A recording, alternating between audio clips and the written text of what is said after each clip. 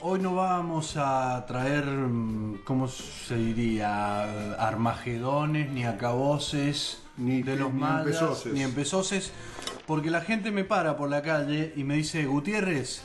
La gente cree que me llamo Gutiérrez. Sí. Ah, yo también. Claro. Sí. Me dice, hágase una efemérides, porque el otro día hay días que son importantes, como hoy, que es 16 de octubre. Ah, la víspera. Ah, mira vos. Ujú. Es 16 de octubre. Hoy es 16 de octubre. De cada cosa acá. Y en un 16 de octubre, pero de 1793, es guillotinada en París la reina María Antonieta.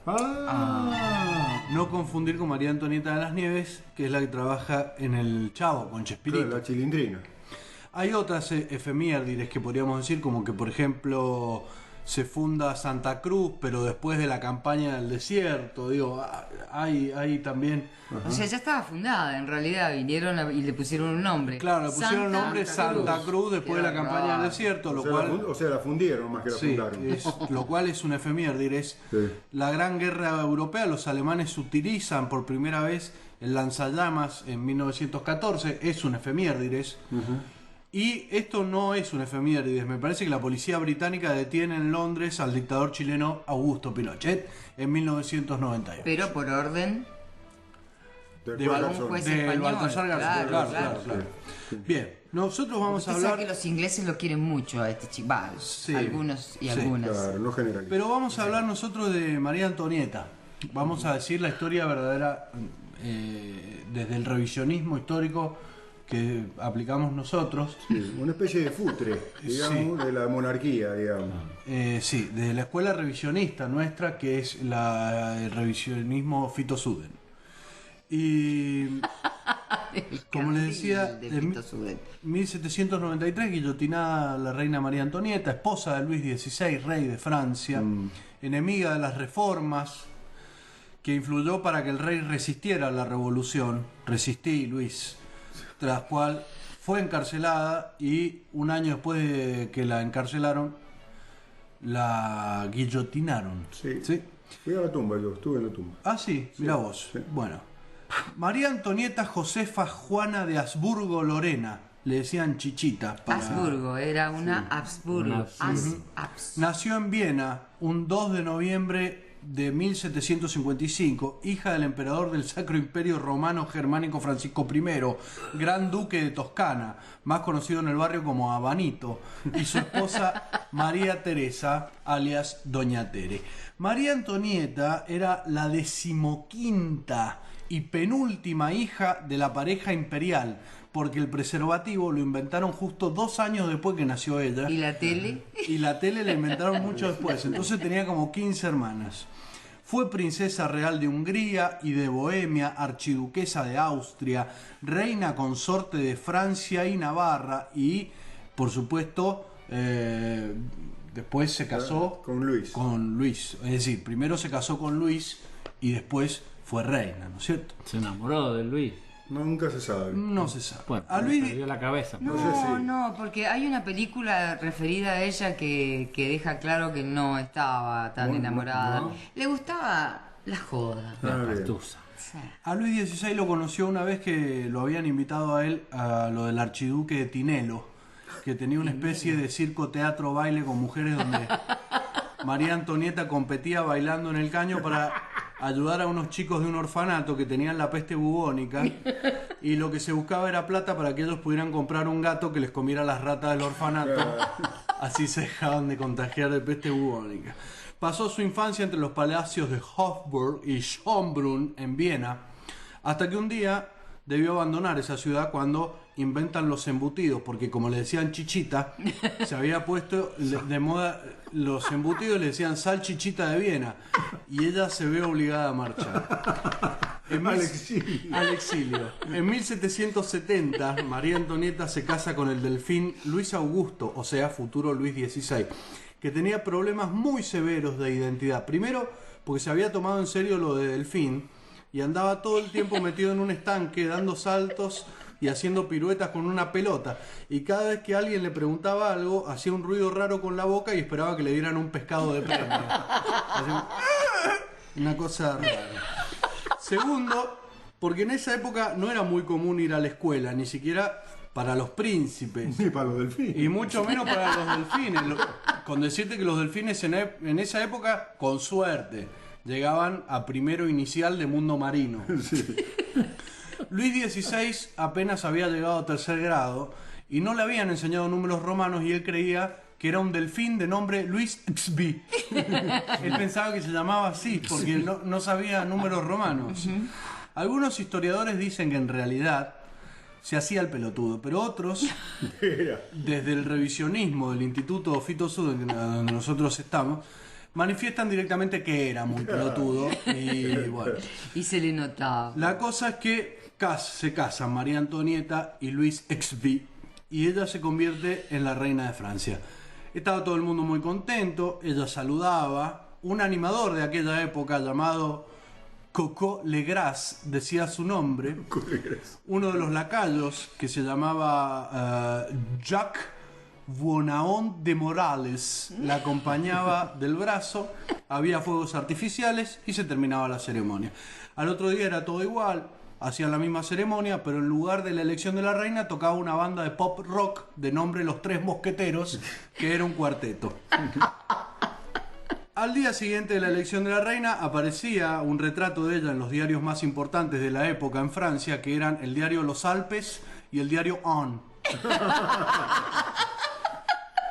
En ese retrato estaba ella con su corona en bata, en sus aposentos, con un nutrido desayuno y la virreina a su lado, y le hacían un extenso reportaje. A pesar de que Luis XV y María Antonieta se convierten en los reyes de Francia, el comportamiento de ellos no cambia mucho. De hecho, era gente muy humilde, no iban a cambiar por ser ahora los reyes de Francia, así que mantienen las mismas costumbres simples de campo que tenían. Comían faisán, jabalíes y todo tipo de manjares. El sobrante se lo daban a los perros y lo que dejaban los perros se lo arrojaban por la ventana del castillo a la gente de la villa inestable que estaba detrás del muro. Llamaban a algunos de sus criados, le daban latigazos para reírse un rato. Él jugaba al golf los sábados con los amigos, ella iba al gym con las chicas de la corte. Llevaban a los hijos varones a los torneos intercountry de derecho de pernada. Iban al supermercado en el carruaje de 4 caballos por 4 caballos. Y los domingos iban a misa, escuchaban el sermón del padre Trezeguet y se confesaban para garantizarse un lugar en el cielo lejos de los herejes. Era muy distinta la sociedad de esa época a la nuestra de hoy en día, ¿no? Pero todos sabemos que el éxito fundado en el trabajo trae envidia. Y a pesar de que María Antonieta había polarizado los vidrios del carruaje, había levantado los muros del castillo y le había hecho una zanja con cocodrilos para que la grasada no se acercara a envidiar, la grasada la envidiaba igual. Tenían que poner cocodrilos en zanjas en esa época porque no existía la electricidad que nos permite hoy, afortunadamente, poner alambres en nuestras casas con 220 volts por si alguien quiere robar o por si a algún pibe se le escapa una pelota acá en tu jardín y se quiere meter a buscarla, ¿viste? O el vecino manda el cocodrilo porque... O el vecino manda el cocodrilo. Era tanto el resentimiento de los pobres de la época que María Antonieta estaba muy molesta porque se le iban a vivir al lado, le ponían el grabador con música bretónica al palo. En esa época el grabador eran unos tipos que tocaban en serio, ¿viste? Sí. Y después, si se la cruzaban en la calle, por ejemplo, cuando ella iba con su hija paseando o comprando, le decían: suegrita, mansa delfina, aquí tenés mi gallardo muñeco para servirla. Y parece que eso no le copaba mucho. Pero, de última, eso era una molestia momentánea, se solucionaba mandando a los guardias del reino a que metan a los tipos esos en la mazmorra, le pegaban, los amasaban un poco y listo. Lo que realmente le preocupaba eran unos que se andaban juntando, que no eran tan grasas, pero que andaban en algo raro. Robespierre, Rousseau, que era el esposo de Estela Maris Rousseau, Danton, Thierry Henry, Ulises Dumont, Ménage Trois, Baguette, Mignon y Chevalier, que se encargaba de la movilidad del grupo. Y había otro que se llamaban los Anculots, que como no comían mucho, se habían quedado sin culot de los flaquitos que eran, y estaban enojados y tenían espíritu de venganza. Al principio pensaron que a los Anculots los dirigía Ernesto Sanz, culot. Pero después se dieron cuenta que no, cuando se negó a que le dieran asignación por hijo a los Sans-Culottes, porque decía que se le iban a gastar en casino y alcohol. Entonces dijeron, bueno, este tipo no está con ellos, que tiene un nombre parecido nada más. Un homónimo. Claro. Bueno, los Sans-Culottes los dirigía en realidad una mujer que les llamaba mis desculados, porque no tenían culottes, que significa calzoncillo o calza, como la que usaba la realeza, sino que tenían pantalones, por eso el nombre de Sans-Culottes. Y eran pantalones marca Adidas comprados en la feria de los persas de esa época. Y la realeza, bueno, empieza a tener problemas entre Luis XV, que se creía un delfín y era un pescado importante, y María Antonieta, que recibía crítica de todos lados. La cosa se había puesto bastante espesa. Y sobre llovido mojado, en julio de 1785 estalla el caso del collar, donde un joyero reclama que un supuesto amante de María Antonieta había comprado un collar. ¿No fue Moria Cazón? Eso es lo que después parece que lo tenía el festejante de una actriz de cabaret de mala muerte de la época llamada Moira de Casanova, una de las preferidas de la monarquía de esa época, pero igual no importa, ya estaba manchado el nombre de María Antonieta. Claro. Y un buen día se levanta Rousseau, tipo 11, 11 y media, y dice, me voy a poner el agua para hacerme unos mates. Abre la alacena, pero si no queda ni una baguette, ni un croissant, ¿y ahora qué le voy a poner? ¿Paté de foie? ¿A qué? Se enoja. Entonces, mientras se calentaba la pava, se cruza a la panadería de enfrente. Cuando baja, ve que hay un montón de gente agolpada en la puerta. Y dice, ¿qué pasa? Y acá estábamos, Rousseau. ¿Qué me decís? No hay pan, no hay miñón, no hay nada. ¿Cómo que no hay pan? ¿Ni pan francés? No, si acá todo el pan es francés, pero estamos en Francia. No hay pan en general.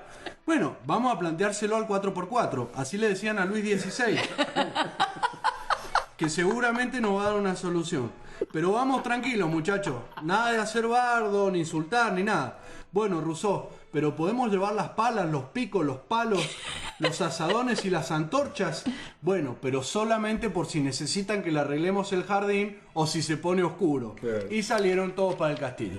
Y llegaron y había un guardia en la puerta con un escudo de seguridad privada. Dice, buen día, ¿qué necesitan? Queremos ver al rey. ¿Quién lo busca? La historia. No los puede atender, está en el estanque jugando con una pelota. Bueno, queremos ver a la reina. A ver un momento, por favor. Entonces habla por un tubo el guardia y dice, Su Majestad, aquí hay un grupo de gente que la busca. ¿Qué quieren? Dice que ¿qué quieren? Pan. Dice que quieren pan. Decirle que vayan a la panadería. Dice que vayan a la panadería. Sí, pero no hay en la panadería. Ya fuimos. Entonces le dice que ya fueron. Y ahí es cuando María Antonieta pronunció esa frase que la llevó derecho a la inmortalidad y que sirvió para dividir a una sociedad en dos, pero más que nada para que la dividieran a ella en dos.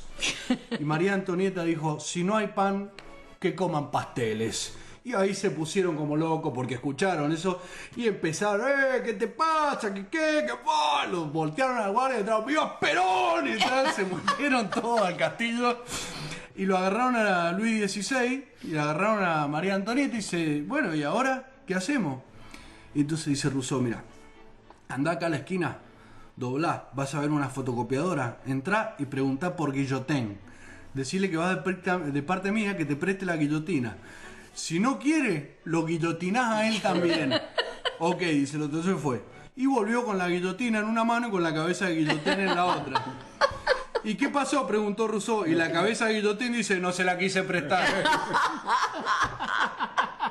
Y después le tocó al delfín Luis XVI, e igual terminó María Antonieta, que de una frase desafortunada por culpa de las tortas, quedó con su cabeza